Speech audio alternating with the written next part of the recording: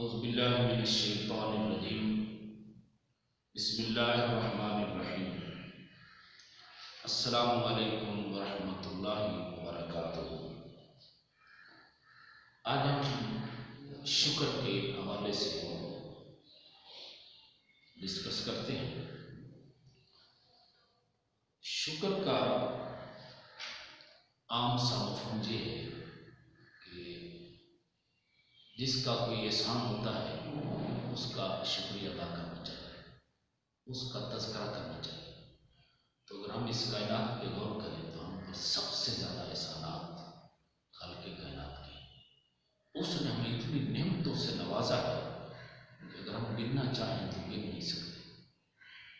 24 گھنٹوں میں ہم کتنا اس کی نعمتوں سے نفع لے رہے ہیں، کتنی نعمتیں اس کی کھا رہے ہیں، ہم گن نہیں سکتے۔ تو ان نعمتوں کا تقاضا یہ ہے کہ ہم اس کا شکریہ ادا کریں۔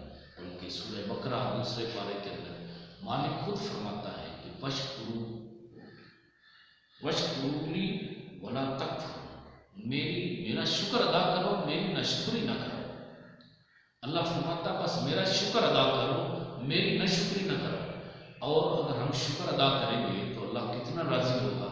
فرماتا ہے لئن شکرتم لازیدنکم، سورہ ابراہیم میں فرمایا اگر تم میرا شکر ادا کرو گے میں تمہیں اور دوں گا۔ مالک کتنا مہربان ہے، اس نے اور ہم پہ نعمتوں کی کمی نہیں کی، لیکن اگر ہم اور اس کا شکریہ ادا کریں گے وہ اور راضی ہوگا اور زیادہ دے گا۔ اور اس نے ارشاد بھی فرمایا وَاشْكُرُوا نِعْمَتَ اللَّهِ إِن كُنتُمْ إِيَّاهُ تَعْبُدُونَ، یہ 14واں پارہ ہے سورہ نحل، ارشاد آیت نمبر 114 ہے۔ ارشاد فرمایا اللہ کی نعمت کا شکر ادا کرو اگر تم اس کی عبادت کرتے ہو، یعنی اگر تم اللہ کی بندگی کرنے والے ہو تو پھر اس کی نعمتوں کا شکر بھی ادا کیا کرو۔ تو ہم چونکہ اس کی نعمتیں کھا رہے ہیں اور اقرار بھی کرتے ہیں اور اس میں شک بھی کوئی نہیں، تو پھر ہم پر اللہ کا شکر کرنا لازم ہے، اللہ کا شکر کرنا ضروری ہے۔ اس کے علاوہ بھی اگر کوئی انسانوں میں سے ہم پہ مہربانی کرتا ہے، کوئی ہمارا کام کرتا ہے، ہم اس سے کوئی نفع لیتے ہیں تو اس کا بھی شکریہ ادا کرنا چاہیے۔ اور حضور کا فرمان ہے جو لوگوں کا شکریہ ادا نہیں کرتا وہ اللہ پاک کا بھی شکریہ ادا نہیں کرتا۔ تو اگر ہم پہ کوئی احسان کرتا ہے، جس طرح ہمارے والدین ہیں، ہمارے والدین کے ہم پر بڑے احسانات ہیں، ان کا شکریہ بھی ہم پہ لازم ہے۔ تو اگر ہم مالک کا شکریہ ادا کریں گے تو مالک اور راضی ہوگا۔